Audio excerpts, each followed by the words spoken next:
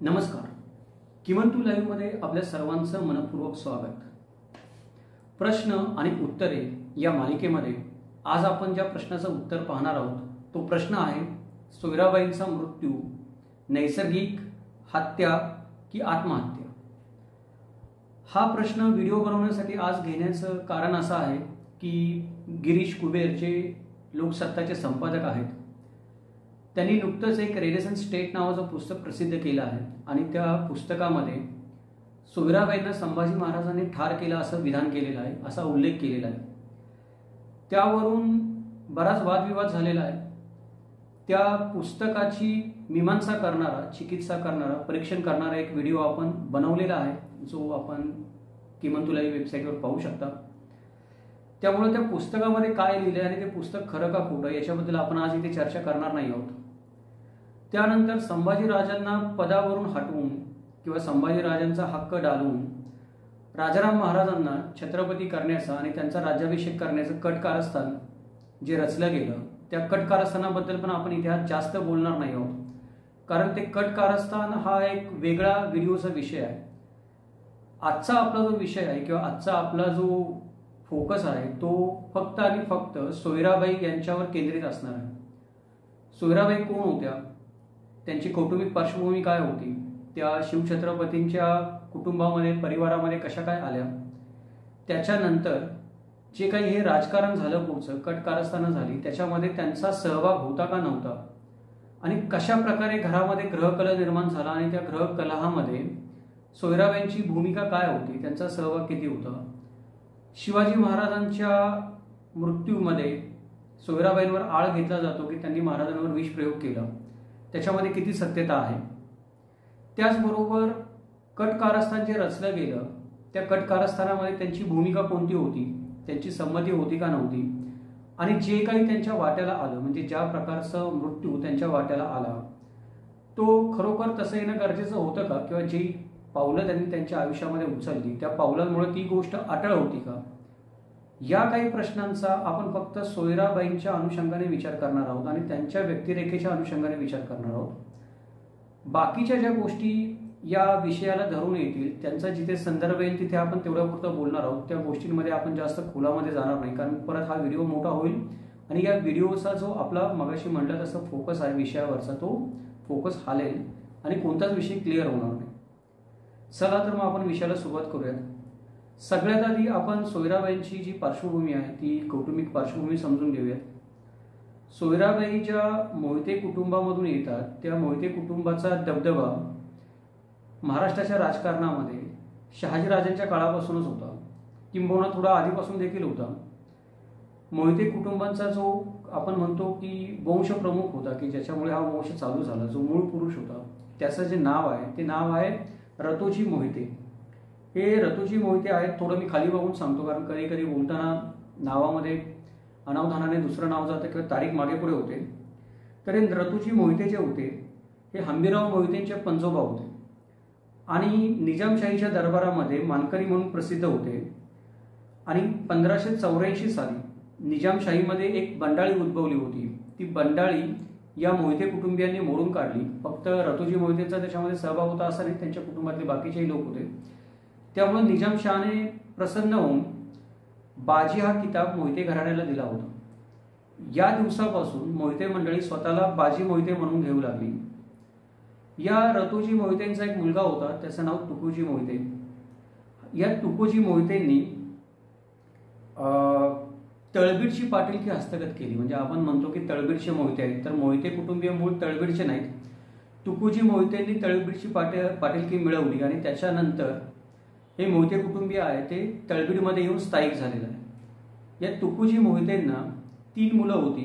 त्यांची नावं संभाजी, धारोजी आणि तुकाई. एक कन्या होती तिचं नाव.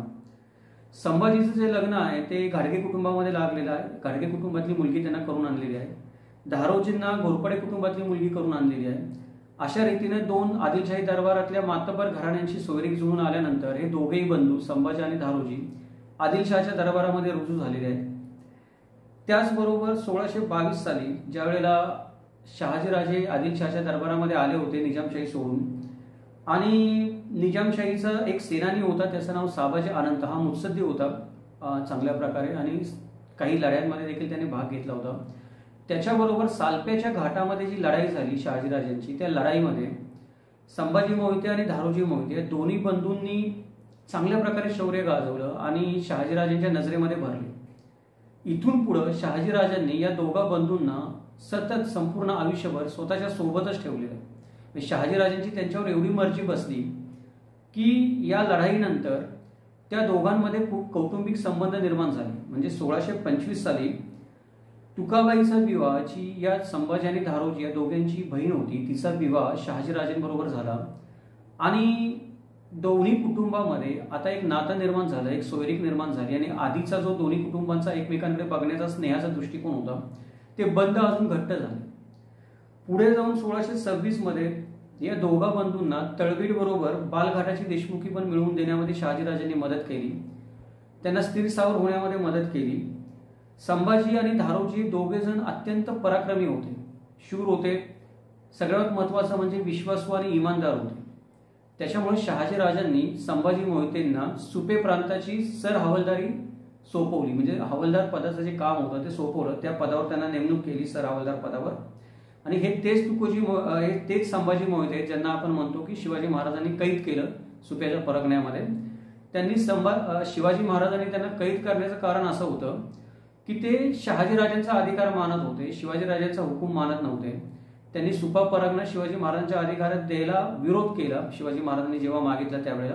म्हणून शिवाजी महाराजांनी त्यांना कैद केलं आणि नंतर शहाजीराजांच्या सांगण्यावरून कैदेतून मुक्त केलं. कैदेतून मुक्त केल्यानंतर हे संभाजी मोहिते होते कर्नाटकामध्ये शहाजीराजांकडे निघून गेलेले आहेत. आणि तिथून पुढे संभाजी आणि धारोजी हे बंधू आहेत, हे शहाजीराजांच्या संगतीतच शेवटपर्यंत राहिलेले आहेत. या संभाजींना 3 मुलं झाली. पहिले ज्यांना आपण ओळखतो ते हंबीरराव, ज्यांचं नाव आधी हंसाजी होतं. हंबीरराव मोहिते जे आपले सरसेनापती होते ते. त्यानंतर सोयराबाई, ज्या पुढे जाऊन शिवाजी महाराजांच्या पत्नी झाल्या. आणि तिसऱ्या ज्या होत्या त्या अनुबाई. या अनुबाई कर्नाटकामध्ये जे वेंकोजी राजे होते त्यांच्या पत्नी झाल्या. अशा रीतीने मोहिते घराण्यातल्या 2 मुली परत एकदा भोसले कुळामध्ये किंवा भोसले परिवारामध्ये कोणत्या नाही कोणत्या राजाच्या पत्नी म्हणून सामील झालेल्या आहेत. आता इथून पुढे आपण सोयराबाईंच्या गोष्टी पाहूयात की सोयराबाईंच्या आयुष्याचा घटनाक्रम काय आहे. की त्या संभाजी मोहितेच्या पोटी जन्माला आल्या, पण त्यांची जन्मतारीख ही सापडत नाही. म्हणजे जन्मतारीख आपल्या कोणाला माहीत नाही, ती जन्मतारीख अनिश्चित आहे.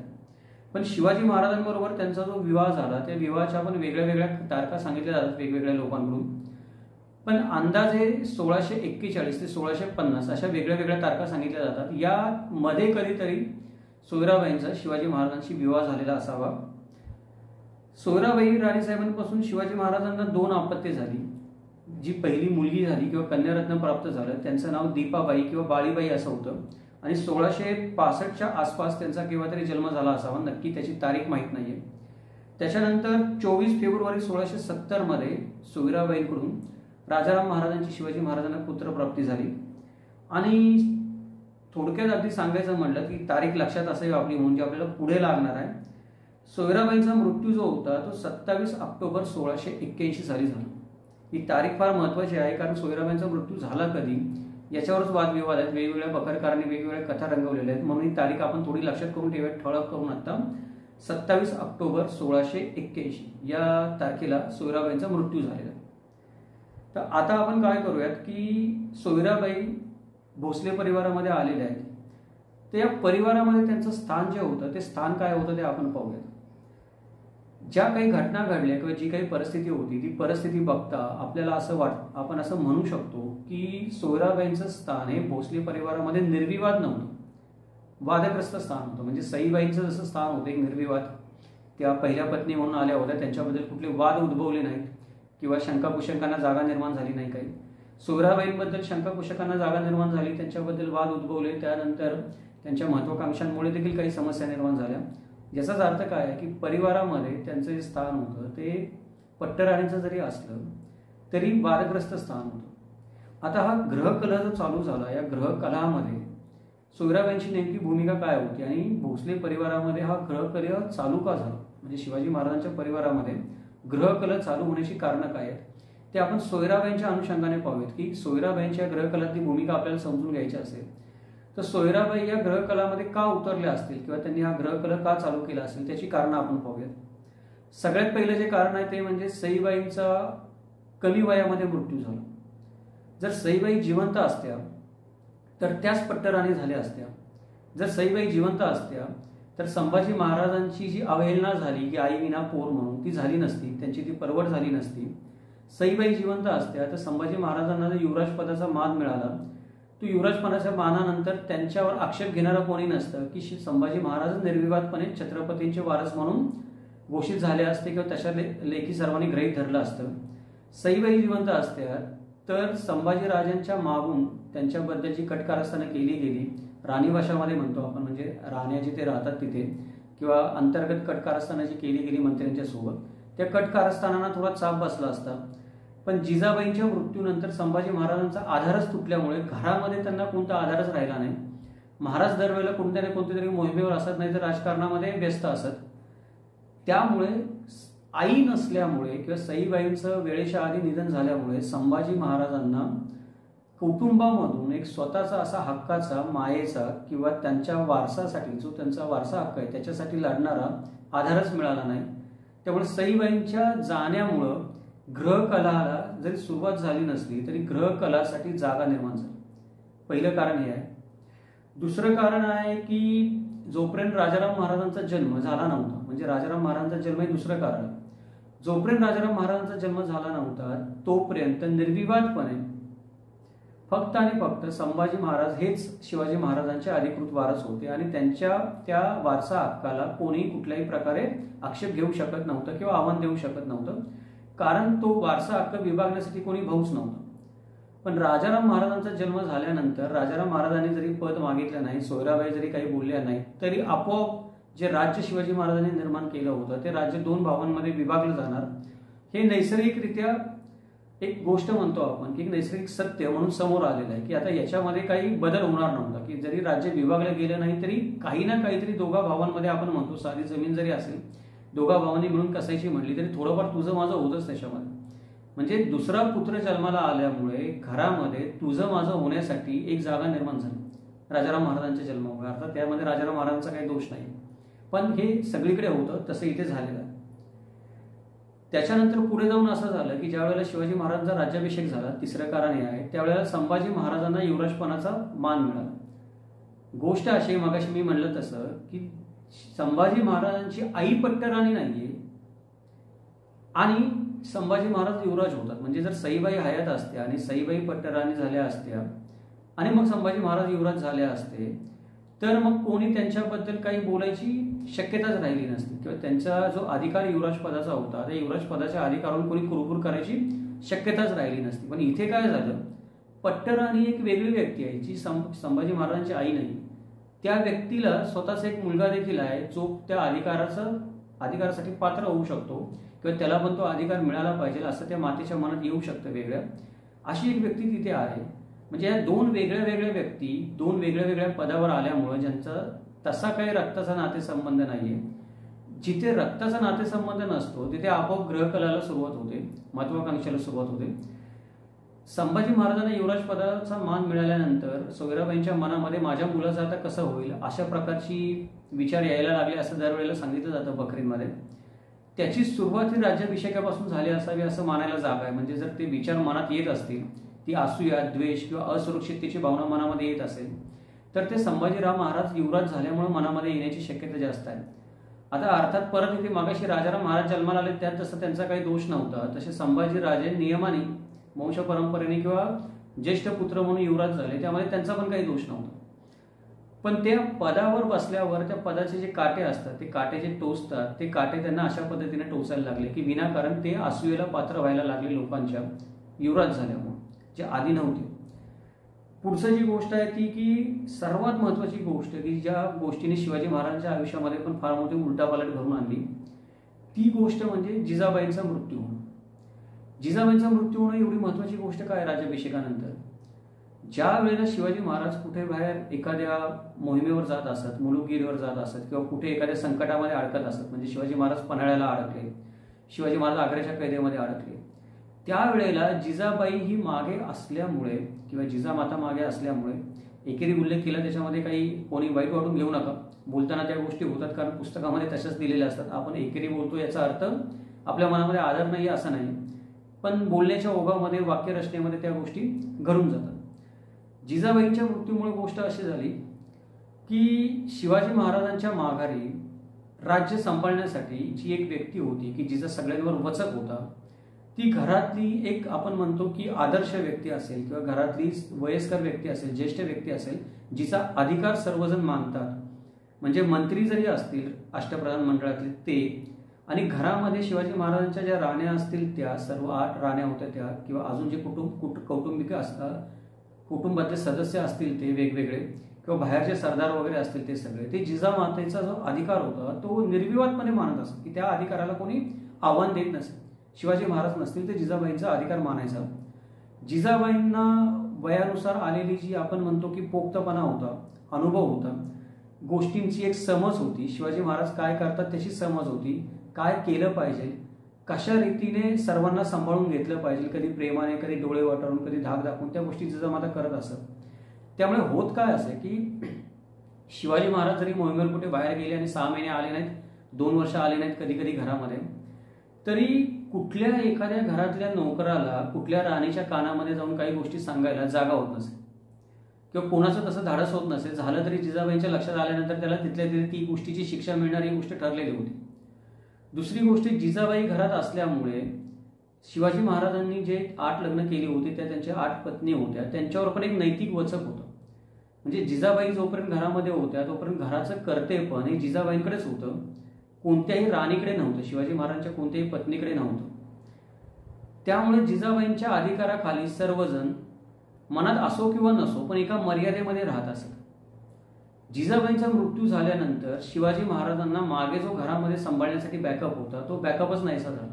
म्हणजे शिवाजी महाराज जर इथून आपण पाहतो की जिजाबाईंच्या मृत्यूनंतर शिवाजी महाराज दिग्विजय मोहिमेला गेले कर्नाटकामध्ये, त्याच्या माघारी संभाजी महाराज मोगलांना जाऊन मिळाले घरातल्या कट कारस्थानांना वैतागून, आणि मंत्र्यांनी आणि सोयराबाईंनी मिळून एकी करून एवढ्या मोठ्या प्रमाणामध्ये मनाची तयारी केली की संभाजी महाराजांबद्दल उद्या बंड करता येईल. मग या गोष्टी जर जिजाबाई जिवंत असल्या झाल्या असत्या का? नसत्या झाल्या. म्हणजे ग्रहकलहाला सुरुवात होण्यासाठी किंवा ग्रहकला उफाळून येण्यासाठी जिजाबाईंचा मृत्यू ही एक मोठी घटना आहे की ज्याच्यामुळे वचक नाहीसा झाला. जेव्हा महाराज रायगडावर नसतील त्यावेळेला वचक ठेवायचा कोणी, म्हणजे कोणी कोणाला भेटेल, कोणी कोणाला काय बोलेल, कोणी काही ठरवेल, कोणी काही कटकारस्थानं करेल, कोण बरोबर कोण चुके ठरवणार कोण.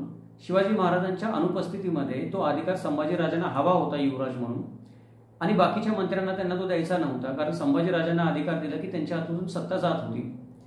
मग या सगळ्या गोष्टीमध्ये जिजाबाईच्या मृत्यूमुळे प्रचंड मोठ्या प्रमाणामध्ये शिवाजी महाराजांचं पण वैयक्तिक नुकसान झालं आणि त्यांच्या तब्येतीवर पण परिणाम झाला त्या गोष्टीचा. नंतर ते आपल्याला पुढे दिसून यायला लागलं हळूहळू, आणि शिवाजी महाराज हळूहळू घरापासून किंवा बाकीच्या राज्यकारभारापासून त्यांच्या मनामध्ये विरक्ती पण यायला लागली. ते आपण पुढे बघणार जाऊ. पण त्याची सुरुवात ही जिजाबाईच्या मृत्यूमुळे झाली.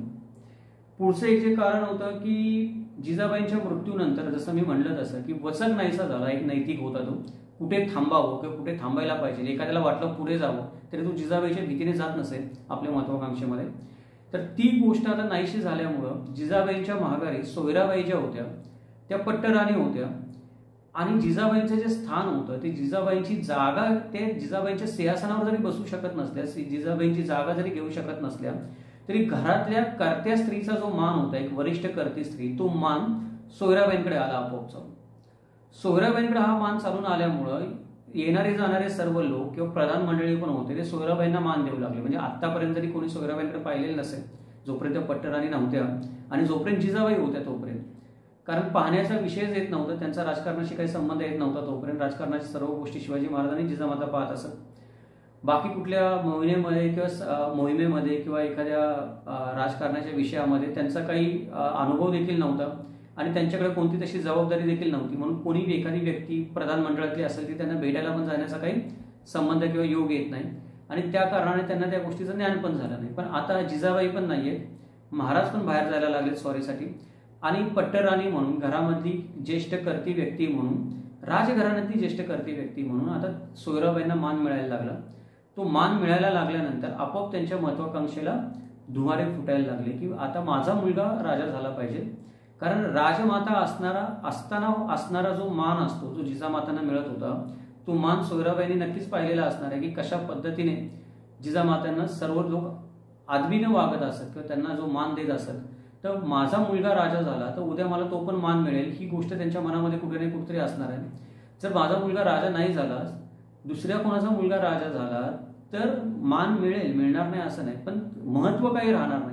आज हे सगळे लोक, मंत्रीगण येतात, बाकीचे लोक येतात, कोणी अजून भेटायला आलेले असतील ते लोक येतात, ते आज आपल्याला मान देतात महाराजांच्या माघारी किंवा महाराज असताना, पण तो मान आपला मुलगा राजा झाला नाही तर आपल्याला मिळणार नाही. या विचाराने पण सोयराबाईंच्या महत्वाकांक्षेने उचल खाल्लेली असणार आहे, काही करून माझ्या मुलाला राजा करायचं म्हणून, आणि ग्रहकल अजून भडकलेला असणार आहे.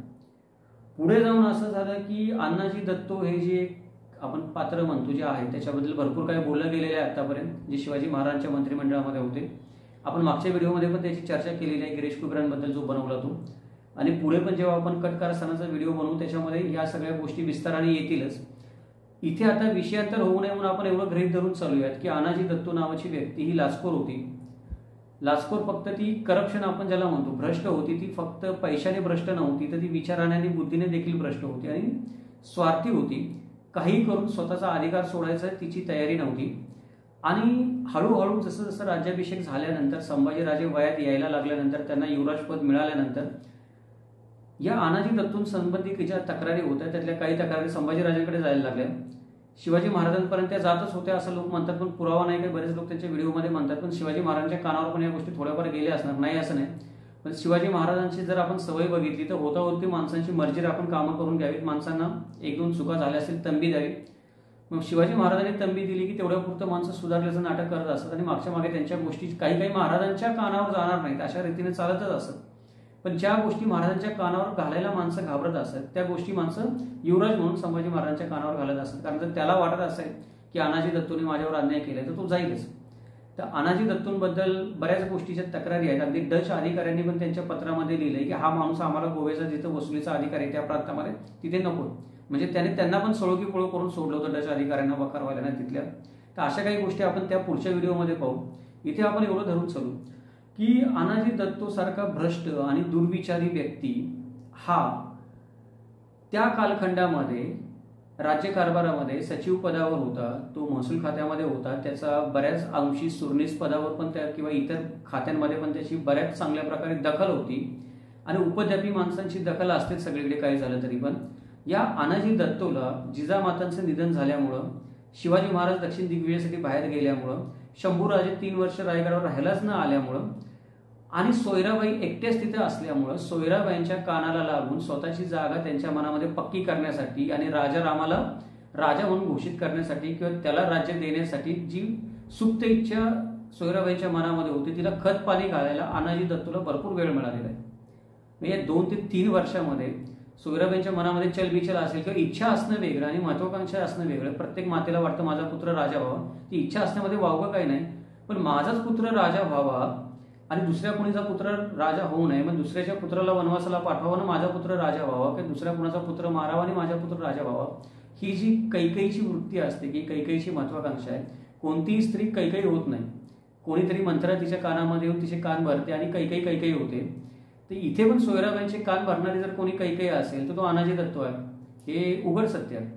त्यामुळे अण्णाजी दत्तोला पण सोयराबाईंची कान भरायला जागा भेटली. तो ज्या वेळेला महाराज रायगडावर नव्हते, जिजाबाईंचं निधन झालं होतं, संभाजी महाराज नव्हते, त्यावेळेला अण्णाजी दत्तो रायगडावर होता आणि त्यामुळे हे सगळे मागचे उपद्व्याप झाले. ग्रहकलाची जी तयारी होत नव्हती सोयराबाईंच्या मनाची, ती कदाचित सोयराबाईंची मनाची तयारी अण्णाजी दत्तोमुळे झाली असावी. त्याने त्यांना भासवलं असावं की आम्ही सगळं करतो, करून दाखवू वगैरे वगैरे, तुम्ही काळजी करू नका, तुम्ही फक्त हो म्हणा किंवा तुम्ही हो पण म्हणू नका, तुम्ही मूक संमती द्या, मी काय करायचं करतो, राजाराम राजा झाला पाहिजे, तुमचा पुत्र राजा झाला पाहिजे. अशा प्रकारची भाषा कोणी वापरत असेल की आता अशी वापरली असेल का नसेल मला माहित नाही, असं काही कुठल्या बकरीमध्ये लिहिलं नाही. पण ज्या पद्धतीने या घटना घडल्या त्या पद्धतीने आपण म्हणू शकतो की सोयराबाईंचे कान भरायला अण्णाजी दत्तोला मधल्या काळामध्ये भरपूर वेळ मिळाला. आणि चुकीची व्यक्ती त्यावेळेला रायगड किल्ल्यावर होती, योग्य व्यक्ती त्यावेळेला रायगड किल्ल्यावर असती तर या गोष्टी झाल्या नसत्या, ग्रहकला एवढा वाढला नसता. त्याच्या पुढे जाऊन संभाजी महाराजांनी मंत्रिमंडळामध्ये जो सत्ता संघर्ष व्हायला लागला, मागाशी मी जो सांगितला तो की शिवाजी महाराजांच्या माघारी रायगडावर निर्णय घेण्याचा अधिकार संभाजी महाराजांना हवा होता आणि युवराज म्हणून त्यांचा तो अधिकार मान्य पण केला गेला पाहिजे.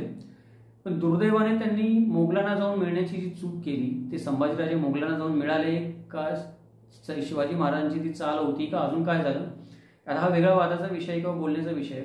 पण एक सत्य या गोष्टीच्या मुळाशी आहेच की मंत्र्यांच्या सततच्या विरोधामुळे किंवा मंत्र्यांच्या सततच्या असहकारामुळे किंवा मंत्र्यांच्या सततच्या आपण म्हणतो की एखाद्या माणसाला वाळीत टाकल्यासारख्या वागणुकीमुळे संभाजी महाराजांना ती बुद्धी सुचली असावी की आता मी पण माझं काहीतरी करूनच दाखवतो म्हणून. संभाजी महाराज मोगलांना जाऊन मिळाले यात मला तरी काही जास्त आखंड तांडव करण्यासारखं वाटत नाही. इतिहासामध्ये या गोष्टी होतात की कोणत्याही राजाचा पुत्र स्वतःला सिद्ध करण्यासाठी शत्रूला जाऊन मिळतो, असं भरपूर गोष्टी झालेल्या आहेत. पण त्या गोष्टीचं संभाजी महाराज परत आल्यानंतर की त्यांना ती गोष्टी चूक उमजल्यानंतर ते जेव्हा परत आले तेव्हा मोठ्या मनाने त्यांना माफ केलं कोणी, फक्त आणि फक्त शिवाजी महाराजांनी. बाकी कुठल्याही व्यक्तीने त्या आई विना राहणाऱ्या मुलाला माफ केलेलं नाही. उलट त्यांनी ही जी एक गोष्ट केली त्या गोष्टीसाठी आयुष्यभर त्यांच्यावर दुर्वर्तनाचा शिक्का मारला गेला. आणि हे दुर्वर्तन काय होतं, शत्रूला जाऊन मिळाले तुम्ही, ही राजकीय चूक होती, हे वैयक्तिक दुर्वर्तन नव्हतं. ती राजकीय चुकीची राजकीय शिक्षा त्यांना जी मिळायला पाहिजे ती काय द्यायची ते शिवाजी महाराज ठरवतील. पण मंत्रिमंडळाने आणि आनाजी दत्तो सारखे जे संभाजी महाराजांचे विरोधक होते, जे स्वतःच भ्रष्ट होते आणि आपली कात्री वाचवण्यासाठी त्यांना कोणाच तरी अंगावर दगड मारणं गरजेचं होतं, या व्यक्तींनी संभाजी महाराजांबरोबर सत्ता संघर्ष चालू केला आणि शिवाजी महाराजांना पण संभाजी महाराजांची बाजू उघड घेता येणं शक्य होईनासं झालं. कारण जो पुत्र शत्रूला जाऊन मिळाला त्या पुत्राला जर मी वारस घोषित करायचं म्हणेन किंवा राज्य द्यायचं म्हणेन तर ती तेवढी सोपी गोष्ट राहिली नाही. आता शिवाजी महाराजांची इच्छा असून देखील शिवाजी महाराजांची कुचंबना व्हायला लागली मंत्रिमंडळामध्ये आणि संभाजी महाराजांच्या याच्यामध्ये सत्ता संघर्षामध्ये. मग हे एक कारण होतं ग्रहकल वाढण्याचं. दुसरी एक गोष्ट आहे जे आपण पुढची म्हणू की छत्रपती शिवाजी महाराजांनी असं ठरवलं होतं की जे राज्य आतापर्यंत त्यांनी कमवलंय म्हणजे 1674-75 सालापर्यंत जे राज्य कमवलंय ते राज्य शिवाजी महाराज असं म्हणतात की मी संभाजी महाराजांना देईल आणि राजाराम महाराजांसाठी नवीन राज्य निर्माण करेन. हे कुठे लिहिलंय तर हे अनुपुराण या संस्कृत ग्रंथामध्ये एक संवाद दिलेला आहे शिवाजी महाराज आणि संभाजी महाराजांमध्ये. तो तर सगळा संवाद इथे सांगत नाही. शिवाजी महाराज संभाजी महाराजांना म्हणतात की वाटणी करणं वाईटच आहे, या राज्याची वाटणी होता कामा नये, कारण शरीराची जशी वाटणी होऊ शकत नाही तशी राज्याची वाटणी होऊ शकत नाही. तर मी तुला हे सगळं राज्य देतो आणि राजारामासाठी मी दक्षिणेत नवीन राज्य निर्माण करेन, तर तू इथेच राहा, तू काही अजून अविचार करू नकोस. तर त्यावर संभाजी महाराज जे उत्तर देतात ते संभाजी महाराज जे उत्तर देतात ते असं आहे, म्हणजे शब्दशः नाही आहे बकरीमधल्याप्रमाणे, पण त्याचा सार असा आहे की जो पुत्र वडिलांकडे राज्य मागतो तो राजा नाहीच आहे. माझ्या दैवासाठी किंवा एखाद्या माणसाच्या दैवासाठी ज्या काही गोष्टी घडतात त्या गोष्टीसाठी त्याचे आईवडील जबाबदार नसतात, त्या माणसाच्या दैवामध्ये घडणाऱ्या गोष्टी असतात. तुम्ही फक्त इथून सोडून जाऊ नका, तुम्ही इथे राहा, तुम्ही राहाल तर बरे, मला राज्य नको, असं संभाजी महाराज म्हणतात. पण जर असा काही संवाद त्या अनुपुराणामध्ये सांगितल्याप्रमाणे जर झालेला असेल 75-76च्या सुमारामध्ये किंवा राज्याची वाटणी करायची चर्चा चालू झाली असेल, काही मंत्री बोलत असतील, शिवाजी महाराजांनी कोणाशी सल्ला मसलत केली असेल, संभाजी महाराजांशी बोलले असतील, तर शक्य आहे की ती गोष्ट सोयराबाईंशी पण बोलली असतील किंवा सोयराबाईंचे कान भरणारे जे मंत्री असतील त्यांनी अशा प्रकारे काहीतरी त्यांना तिकडे मीठ लावून सांगितलं असेल. म्हणजे संभाजी महाराज आणि शिवाजी महाराज सहज बोलले असतील की आता काय करावं या प्रश्नाचं म्हणून. तर शिवाजी महाराज संभाजी महाराजांना राज्य देतो वगैरे असं काही झालं म्हणून कोणीतरी सोयराबाईंचे कान भरले असतील. जरा संवाद झाला असेल तर सोयराबाईंना भीती वाटणं साहजिकच आहे की आता सगळं राज्य जर त्यांनी संभाजी महाराजांना देऊन टाकलं तर माझ्या मुलाचं काय आणि संभाजी महाराज माझ्याशी कसे वागतील राजा झाल्यानंतर. मग ह्या भीतीमुळे पण सोयराबाईंच्या मनामध्ये हळूहळू काहीतरी आपण स्वतःसाठी किंवा मुलासाठी केलं पाहिजे ही भावना प्रबळ होण्याची शक्यता आहे. आणि त्याला जर खतपाणी घालायला अनाजी दत्तो सारखे मंत्री असतील तर मग वनवा पेटायला काही जास्त वेळ लागत नाही. ग्रहकल वाढण्यासाठी हे पण एक कारण आहे की 1674, 1675, 76 याच्या दरम्यान राज्य वाटणीची चर्चा व्हायला लागली शिवाजी महाराजांनी जे राज्य कमवलं होतं त्याचं, असं काही लोक म्हणतात. ग्रंथामध्ये पण ते लिहिलेलं आहे. आता पुढे जी गोष्ट आहे की हे सगळं बोलणं झाल्यानंतर शिवाजी महाराज 3 वर्ष दिग्विजयासाठी निघून गेले, दक्षिण दिग्विजयासाठी. या 3 वर्षाच्या कालखंडामध्ये संभाजी महाराजांनी रायगड आधीच सोडला होता आणि ते 3 वर्ष आलेच नाहीत रायगडवर परत. म्हणजे ते जे आता जे निघून गेले ते शिवाजी महाराजांच्या मृत्यूनंतरच रायगडावर आले. म्हणजे 3 वर्ष संभाजी महाराज जर सत्तास्थानापासून दूर असतील तर सत्तास्थानावरचा त्यांचा दावा कमकुवत होतो. जर सत्तेच्या राजकारणाचा तुम्ही जो विचार केला तर सत्तेच्या सिंहासनावर जवळ जो असतो तो त्या सत्तेच्या पदावर बसण्यासाठी किंवा सिंहासनावर बसण्याची शक्यता जास्त असते, कारण तुम्ही सत्तास्थानाच्या जवळ असता. सत्तास्थानाबरोबर राजकारण करणारे किंवा सत्तास्थानाच्या अभिलाषी विरोधी सगळे लोक तुमच्या आजूबाजूलाच असतात. त्यामुळे तुम्ही तिथे सत्तास्थानावर विराजमान होण्याची शक्यता जास्त असते. जो सत्तास्थानापासून लांब असतो त्याला काय घटना घडतात, कोण काय निर्णय घेतोय, कोण काय कारस्थान करतोय कळत नाही. संभाजी महाराज 3 वर्ष लांब राहिल्यामुळं की त्यांना बारीक सारीक गोष्टी कळणं अर्थातच शक्य नसणार आहे. जे आपण मगाशी बोललो होते की अनाजी दत्तो आणि सोयराबाईंची जी वैचारिक जवळीक होण्याची जी वेळ होती ती वैचारिक जवळीक होण्याची वेळ हीच होती की 3 वर्ष होती. या 3 वर्षामध्ये ना शिवाजी महाराज होते ना संभाजी महाराज होते, आणि या 3 वर्षामध्येच कुठे नाही कुठेतरी या कट कारस्थानाचा आपण जे म्हणतो ती पार्श्वभूमी तयार झालेली असणार आहे. या कट कारस्थानाचा एक आपण म्हणतो की चौथरा तयार झालेला असणार आहे, की पायाभरणी तयार झालेली असणार आहे की असं काहीतरी केलं जाऊ शकतं, असं काहीतरी करता येऊ शकतं, असं काहीतरी केलं पाहिजे. ह्या गोष्टी बोलायला एक मोकळेपणा म्हणतो, एकांत म्हणतो, कोणाचा वचक धाक नसणं म्हणतो. या गोष्टी बोलायला उघडपणे जर संधी मिळत असेल तर अर्थातच कोणाला कट कारस्थान करायचं असेल तर तो करणार नाही असं नाही. त्यामुळे शिवाजी महाराज आणि संभाजी महाराजांचं रायगडावर नसणं याने पण फार मोठा फरक पडला संभाजी महाराजांबद्दल कट कारस्थान करणाऱ्यांना बळ मिळण्यासाठी, की त्यांना विश्वास वाटायला लागला एकमेकांबद्दल की कोण आपला आहे कोण परका हे कळायला त्यांना मोकळेपणाने बोलता आल्यामुळे वेळ मिळाला. हे 3 वर्षामध्ये रायगडावर एकांत असल्यामुळे. त्याच्यानंतर पुढे काय झालं की महाराजांचं अचानक आजारपण झालं आणि महाराजांच्या मनामध्ये त्याच्यानंतर एक विरक्ती पण निर्माण झाली होती. आधी बऱ्यापैकी महाराजांनी घराचा जो ग्रहकलह चालू झाला होता तो ग्रहकलह शिवाजी महाराजांना जाचक झाला होता, त्यांच्या स्वभावाला मनाला. त्यांच्यावर दडपण येत होतं. एका बाजूला संभाजी महाराज आहेत जे राज्याचे अधिकारिक वारस आहेत, न्यायाने त्यांनाच राज्य मिळायला पाहिजे. दुसऱ्या बाजूला राजाराम महाराज आहेत, त्यांना राज्य द्यायला पण काही हरकत नाही, पण राज्य देण्यासाठी राजाराम महाराजांचं वय तरी किती, अजून 10 वर्ष पण पूर्ण झालेली नाही, तर 10 वर्षाच्या मुलाला राज्य द्यायचं कसं काय. राजाराम महाराजांच्या हातामध्ये राज्य देणं याचा अर्थ ते मंत्र्यांच्या हातामध्ये जाणार आहे न कळायला शिवाजी महाराज काही एवढे दूधखुळे नाहीत. मग आता वारस कोणाला घोषित करावं या कुचंबनेमध्ये शिवाजी महाराजांच्या मनाची उडताण व्हायला लागली. आणि सोयराबाईंनी पण त्या काळामध्ये महाराजांच्या मागे तगादा लावल्याची उदाहरणं आहेत वेगवेगळ्या बकरीमध्ये, की माझ्या वारसाला तुम्ही काय देणार, काय वेगळी वाटणी करून देणार, काय करणार वगैरे अशा प्रकारची. मग या सगळ्या गोष्टींमुळे शिवाजी महाराजांना निर्णय घेता येणं अवघड झालं की आता काय करावं. म्हणून महाराजांनी हा वारसाचा जो निर्णय होता तो लांबणीवर टाकलेला आपल्याला दिसतो किंवा आपल्याला तात्पुरता स्थगित केलेला दिसतो, की नंतर कधीतरी आपण हा निर्णय घेऊ ठामपणे कोणाला काय करायचं, राज्याची वाटणी द्यायची का कोणाला काय अधिकार द्यायचा, जरा परिस्थिती सुधारल्यानंतर आपण ठरवू असं काही महाराजांनी ठरवलेलं असेल. पण ते ठरवण्यासाठी महाराजांना वेळच मिळाला नाही. महाराजांचा आकस्मिक मृत्यू झालेला आहे.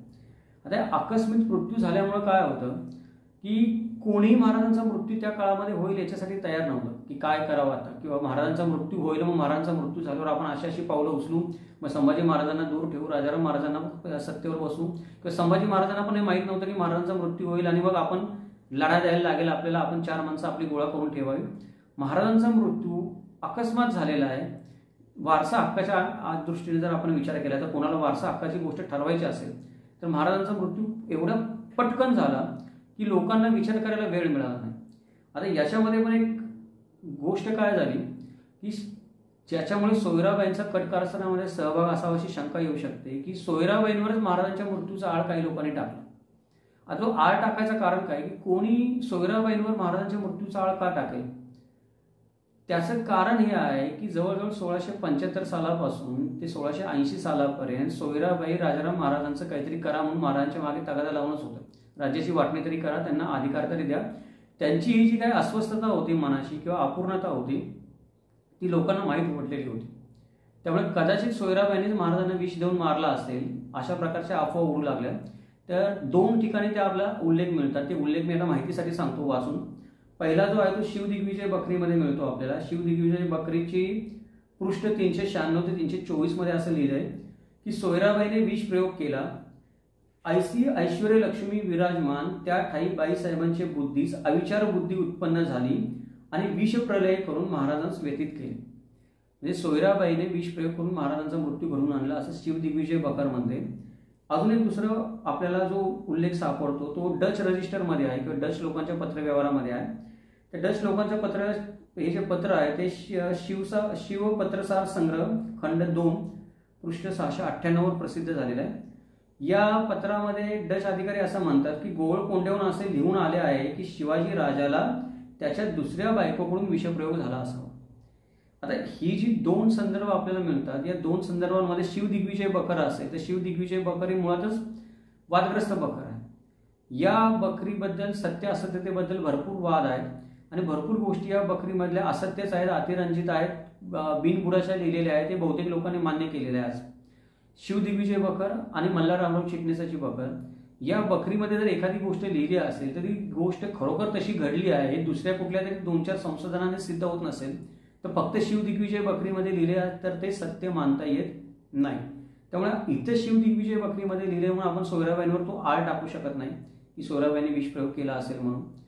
दुसरा जो आपल्याला उल्लेख मिळतो तो डच रजिस्टरमध्ये मिळतो, पण डच लोकांनी पण काय म्हणलेलं आहे की ती खबर त्यांना गोवळकोंड्यावरून मिळालेली.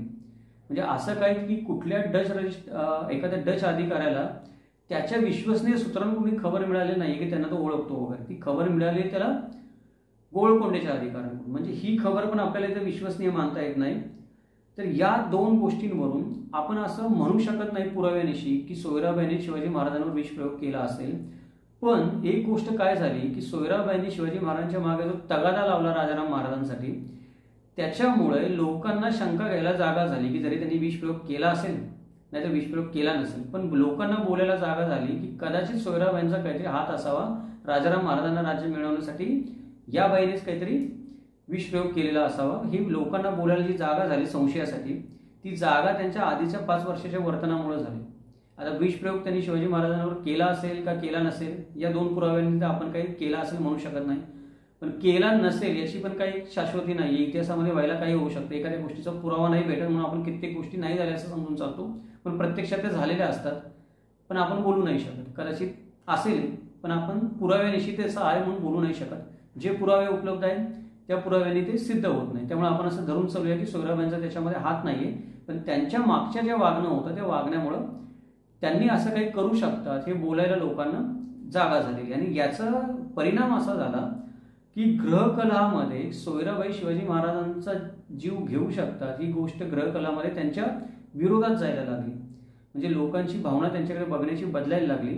त्यामुळे त्यांना पण स्वतःबद्दल चांगली भावना निर्माण करण्यासाठी किंवा स्वतःचं रक्षण करण्यासाठी, स्वतःचे अधिकार शाबूत ठेवण्यासाठी काही ना काही करणं भाग झालं. म्हणजे काही ना काही करणं काय आहे ते पुढे मंत्रिमंडळाने ते एकत्र येऊन त्यांनी काहीतरी ठरवलं असेल काही करायचं किंवा नसेलही ठरवलं ते आपण बोलू नाही शकत. पण स्वतःचं अस्तित्व राखण्यासाठी काहीतरी पावलं उचलणं त्यांना भाग झालं. कदाचित या गरजेमधून सुद्धा त्यांनी अनाजी दत्तो आणि दुसरे जे मंत्रिमंडळातले लोक होते जे कटकारस्थानात सामील होते त्यांचं म्हणणं ऐकायला सुरुवात केली असेल किंवा त्यांना साथ द्यायला सुरुवात केली असेल. पण हे कारण झालं त्याच्यामध्ये.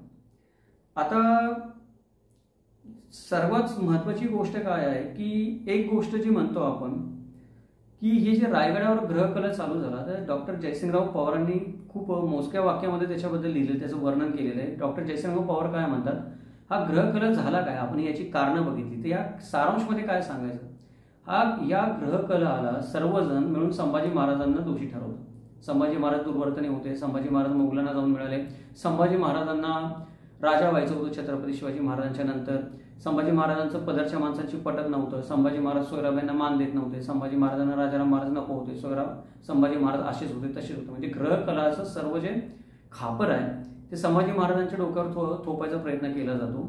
पण जयसिंगराव पवार थोडक्यामध्ये म्हणतात की हा जो ग्रहकला उफाळला त्याच्या मागे संभाजी महाराजांचं दुर्वर्तन नव्हतं.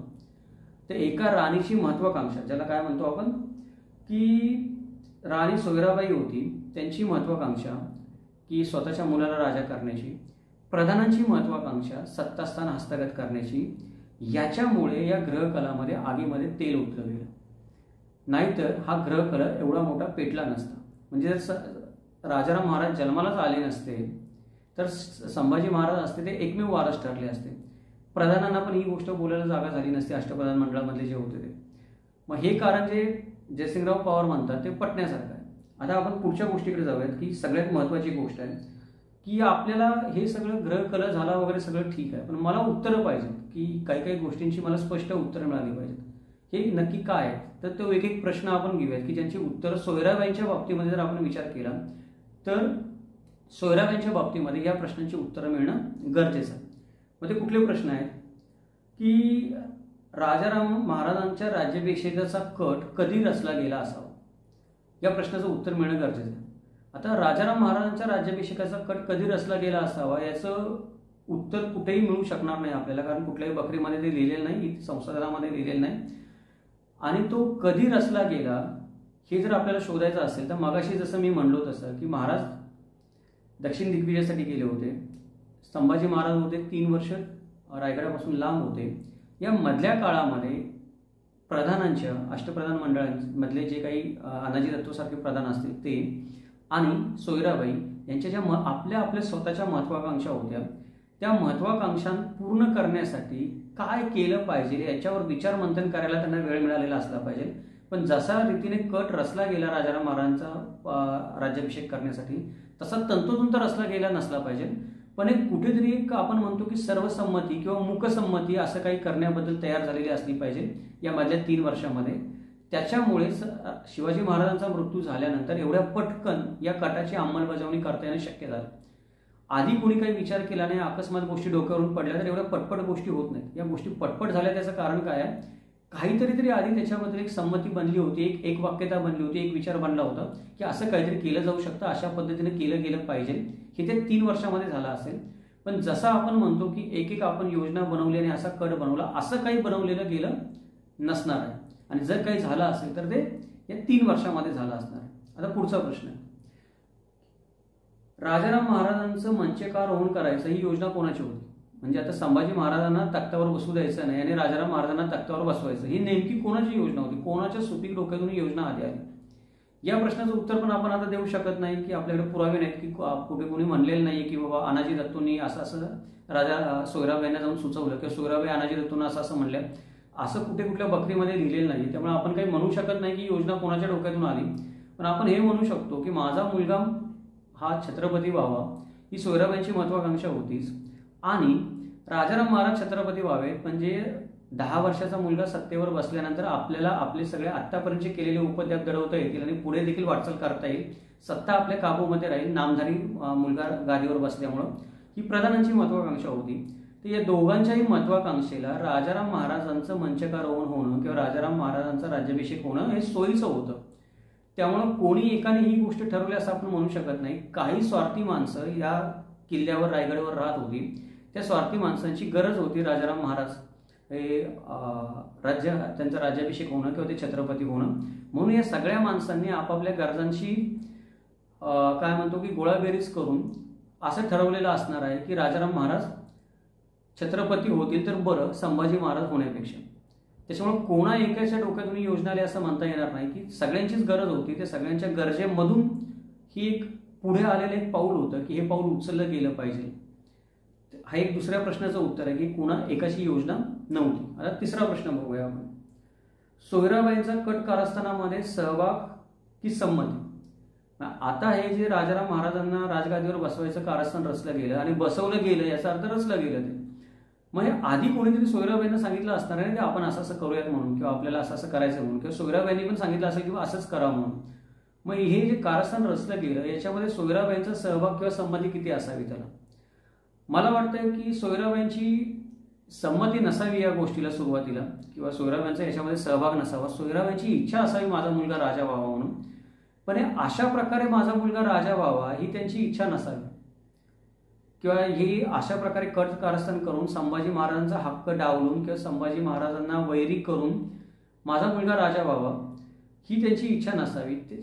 सोयराबाईंची इच्छा असेल तर ती इच्छा ही होती, त्यांनी महाराजांच्या मागे तगादा लावला होता तेव्हा की मला वाटणी करून द्या, माझा मुलगा वेगळा संभाजी राजे वेगळे, त्यांचा अधिकार काय माझा अधिकार काय ठरवून द्या तुम्ही. हा तगादा त्यांनी महाराजांच्या मागे लावला होता. पण महाराजांना त्याचा निर्णय करता आला नाही आणि दुर्दैवाने महाराजांना ती गोष्ट करण्यासाठी तेवढा वेळ पण मिळाला नाही. त्याच्यामुळे ती गोष्ट अनिर्णितच राहिली.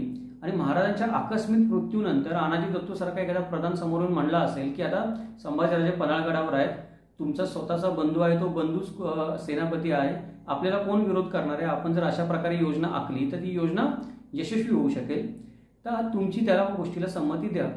तर तिने कदाचित त्या गोष्टीला संमती दिली असेल. सोयराबाईंना त्या गोष्टीचा तेव्हा अंदाज आला नसेल की या गोष्टी काय थरापर्यंत जाऊ शकतात किंवा जर हे कट कारस्थान फसलं तर आपल्यावर काय वेळ येऊ शकते किंवा हे प्रधान लोक बोलत आहेत ते लबाड आहेत खरोखर चांगले आहेत किंवा स्वतःच्या स्वार्थामध्ये माणूस केव्हा केव्हा आंधळा पण होतो. सोयराबाई देखील स्वतःच्या स्वार्थामध्ये आंधळे झालेले असू शकतात त्यावेळेला. ठीक आहे, आता गोष्टी माझ्या हातामध्ये जुळून आल्यात, संभाजी महाराजांना कोणाचा आधार नाही, आता माझ्या मुलाला कोण रोखू शकणार आहे राजा होण्यापासून.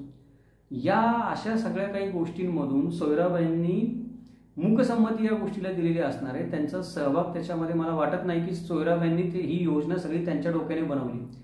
तेवढी बुद्धिमत्ता त्यांच्याकडे नाहीच आहे, तेवढं राजकीय चातुर्य त्यांच्याकडे नाहीच आहे. आणि कट कारस्थान करण्यासाठी जो उपद्व्यापीपणा लागतो तो उपद्व्यापीपणा पण त्यांच्या शरीरामध्ये नाही आहे, त्यांच्या व्यक्तिमत्वामध्ये नाही आहे. तेवढी त्यांची क्षमता देखील नाही, बौद्धिक क्षमता, की अशा प्रकारचं कट कारस्थानाची योजना त्या डोक्यामध्ये आणून ती योजना रचून सर्व कागदावर लिहून ती प्रधानांना देतील, तुमची ही जबाबदारी, तुमची ही जबाबदारी, तुमची जबाबदारी, आपण असं करूयात.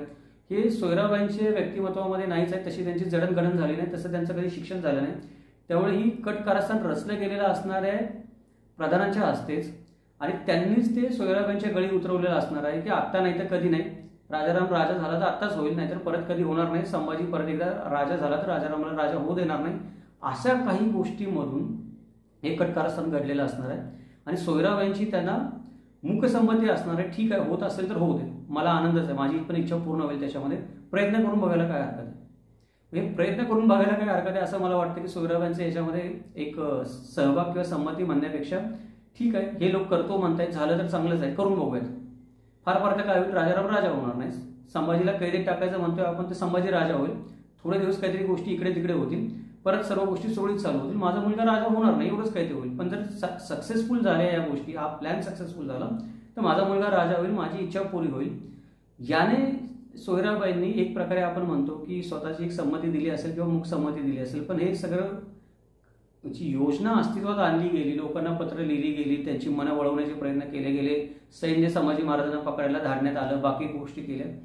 हे एवढ्या गोष्टी करण्याची बुद्धिमत्ता सोयराबाईंची नाहीच आहे. आपण त्यांना कमी बुद्धीचं समजतोय असं नाही, पण हे करण्यासाठी ही जी विलक्षण बुद्धी लागते कट कारस्थाना करण्यासाठी, ती काही काही लोकांनाच भेटते, सगळ्या लोकांना भेटत नाही. त्या अनाजी दत्तोसारख्या उपद्व्यापी माणसाच्या डोक्यामध्ये असे विचार येऊ शकतात, चांगल्या सरळ माणसाच्या डोक्यामध्ये विचार येणार नाही. त्यामुळे मला असं वाटतंय की सोयराबाईंचा सहभाग या कट कारस्थानामध्ये नसावा.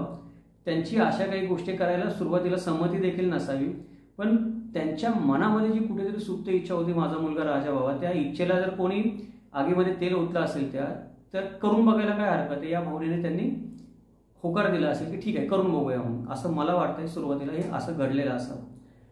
पुढे आता काय आहे की अजून एक दुसरा महत्त्वाचा प्रश्न आहे जो विचारला जात नाही, शक्यतो विचारला गेला पाहिजे. तो महत्त्वाचा प्रश्न हा आहे की सोयराबाईंचा हेतू नेमका काय होता. सोयराबाईंचा हेतू राजाराम महाराजांना राजा बनवण्याचा होता का सोयराबाईंचा हेतू संभाजी राजांना मारण्याचा होता. म्हणजे आपल्याला ही गोष्ट तर चांगल्या प्रकारे माहिती आहे की अनाजी दत्तो आणि त्याचे बाकीचे जे साथीदार होते त्यांची इच्छा संभाजी महाराजांना कैदेत टाकण्याची नव्हतीच होती. त्यांची इच्छा संभाजी महाराजांचा काटा काढण्याचीच होती की संभाजी महाराजांना मार्गामधून हटवायचं येणकेन प्रकारे. कारण जोपर्यंत ती व्यक्ती जिवंत आहे तोपर्यंत आपल्या अस्तित्वाला धोका आहे, हे या चाणक्य लोकांना चांगलं माहिती आहे. त्यामुळे कट कारस्थान त्यांनी जे रचलं होतं ते कट कारस्थान संभाजी महाराजांची येणकेन प्रकारे हत्या करण्यासाठीच रचलं होतं. हत्या नाहीच करायला जमली तर त्यांना कैदेत तरी टाकावं काही काळ आणि नंतर बघता येईल पुढचं काय करता येईल ते. पण सोयराबाईंची खरोखर इच्छा होती का, म्हणजे माझा पुत्र राजा व्हावा असं एखाद्या माणसाला वाटणं त्यात काही गैर नाही, इथपर्यंत ठीक आहे. पण संभाजी महाराजांची जी हत्या व्हावी आणि मग माझा पुत्र राजा व्हावा इतक्या थराला जाऊन सोयराबाईंची इच्छा होती का.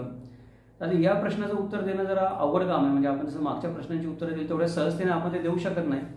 पण मला असं वाटतं की सुरुवातीला त्यांची इच्छा तशी नसावी की संभाजी महाराजांची हत्या व्हावी किंवा बाकीच्या गोष्टी व्हाव्यात म्हणून. पहिल्या कारस्थानामध्ये म्हणजे जे पहिलं कारस्थान झालं राजाराम महाराजांना मंचकार होऊन करण्याचं त्याच्यामध्ये.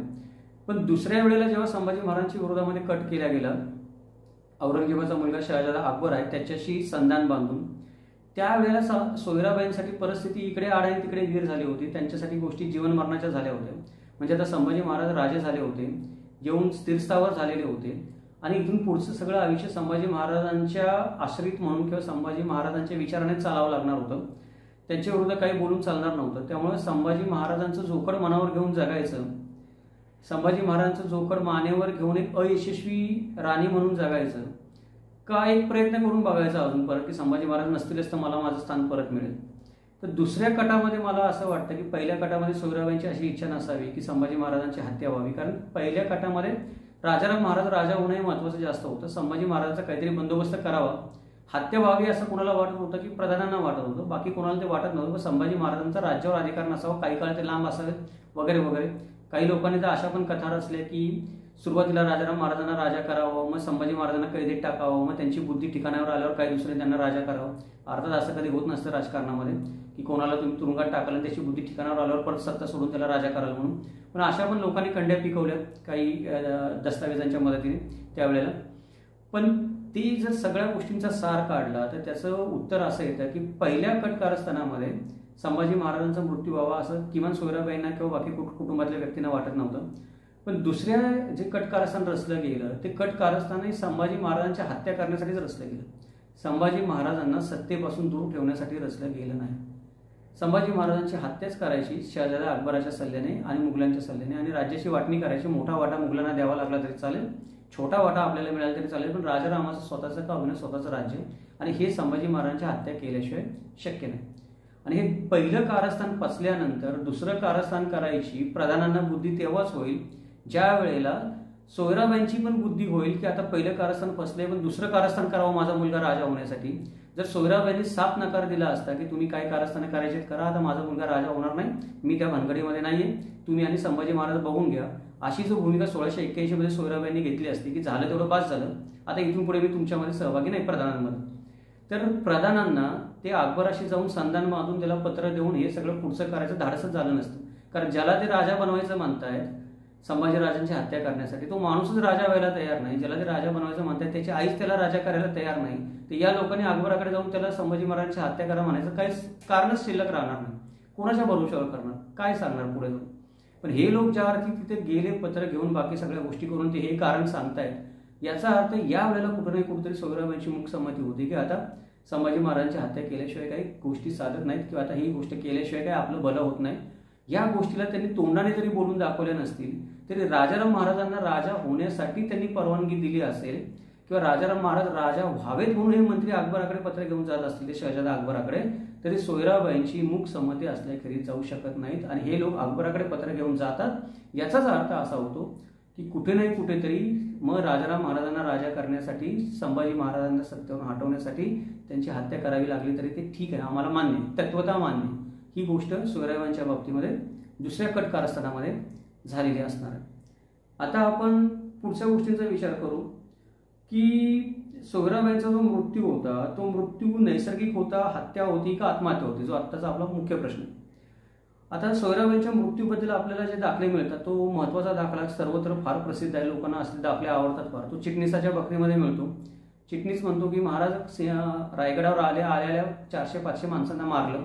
अर्थात कमल गोखले, वासी बेंद्रे वगैरे बाकीचे लोक मानत नाहीत की 400-500 माणसांना मारलं असेल, फार 40-45 माणसं असतील कट कारस्थानामध्ये सामील, तेवढ्या लोकांना संभाजी महाराजांनी देहांत शासन केलं असेल त्यांना डावलल्यामुळे किंवा त्यांच्या हत्येचा प्रयत्न केल्याबद्दल.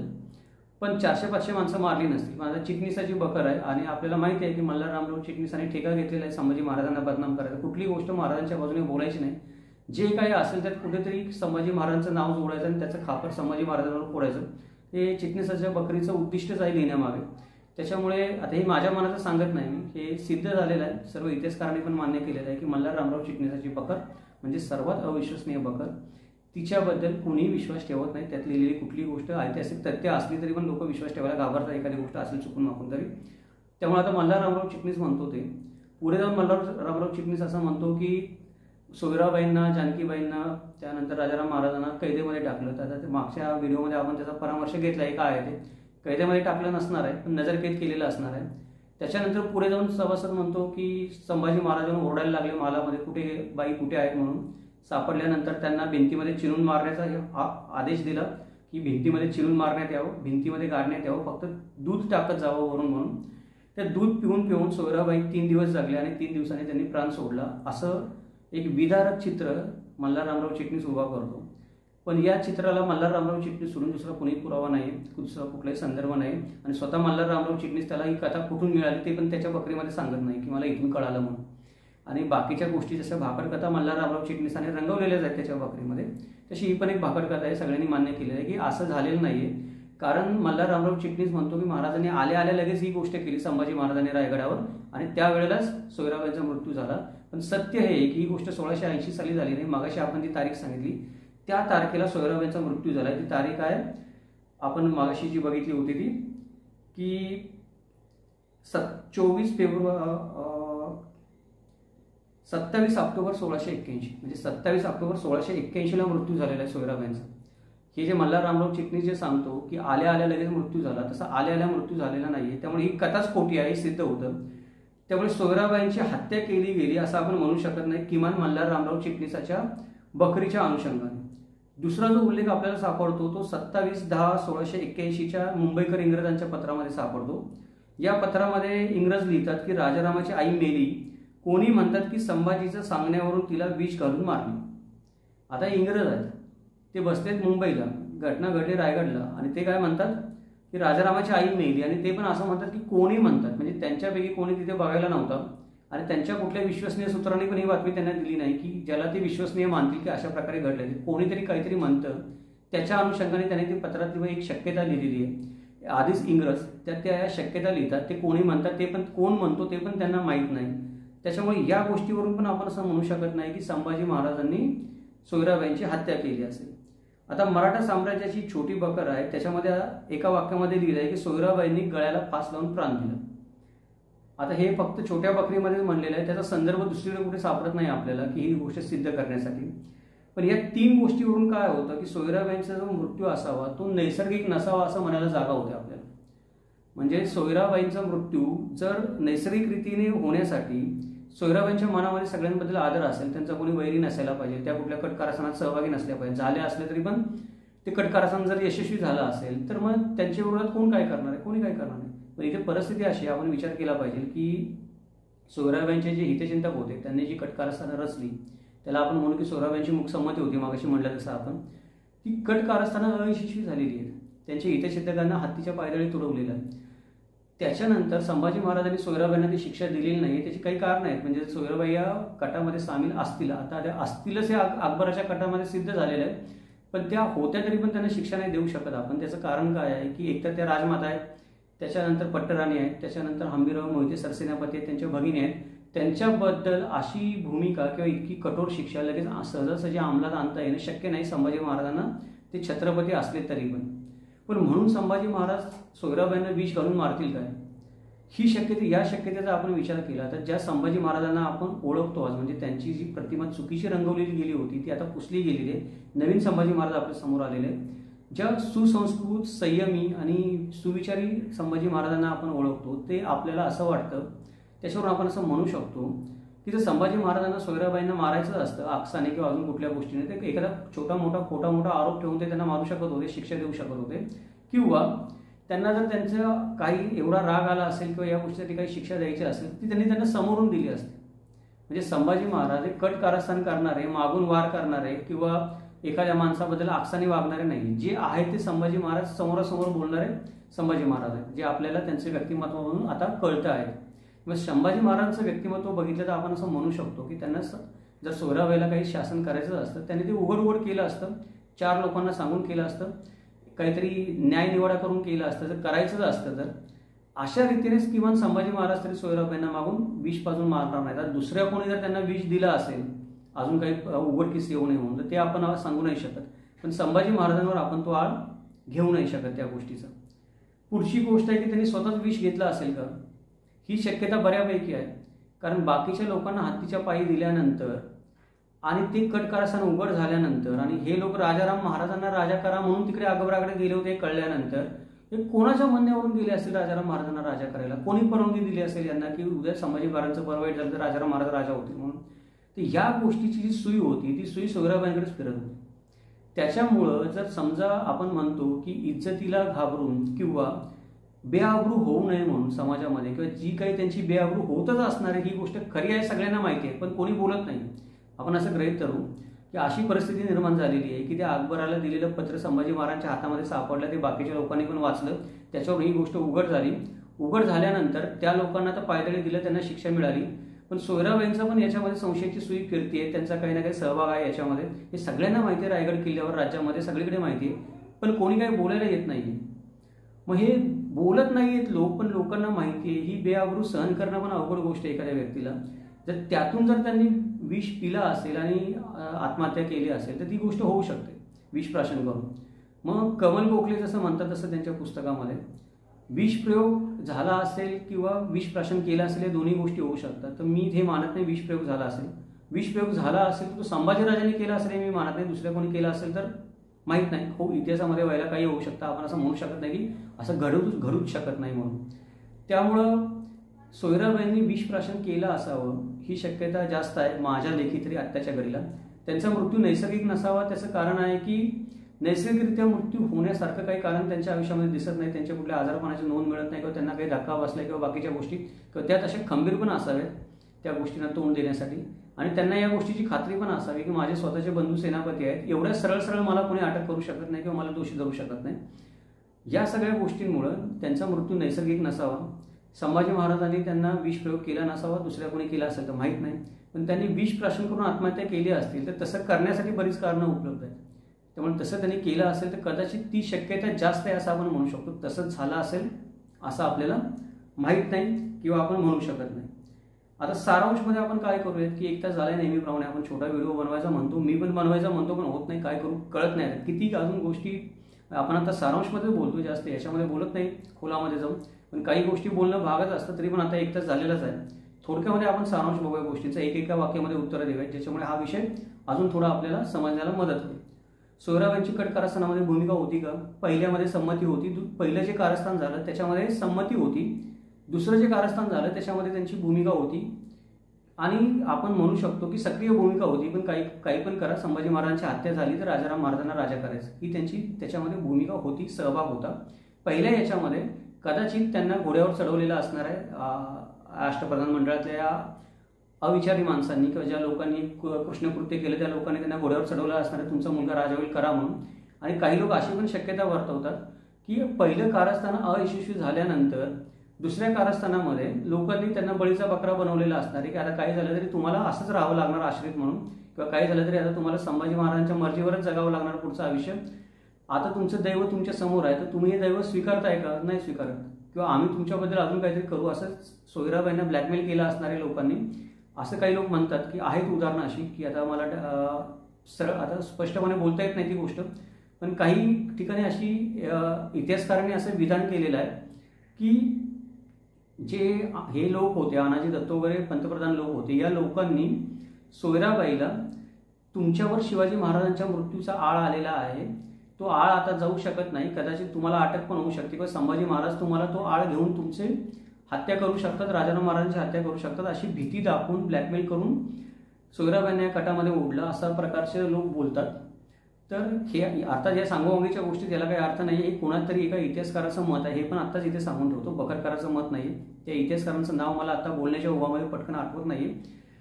पण या सगळ्या गोष्टी लक्षात घेतल्या तर आपल्या लक्षात काय येतं की सोयराबाईंची पहिल्या कट कारस्थानाला सहमती होती राजाराम महाराजांना राजा करायला, मूकसंमती होती आपण म्हणतो, आणि दुसऱ्या याच्यातला त्यांना संमती होतीच. पण त्यांनी पंतप्रधानांना किंवा जे प्रधान असतील अनाजी दत्त, हिरोजी पर्जंत वगैरे लोक असतील त्यांनी खुली सूट दिलेली होती की ठीक आहे आता संभाजी महाराजांची हत्या करा तुम्ही लोक, माझा मुलगा राजा झाला पाहिजे म्हणून.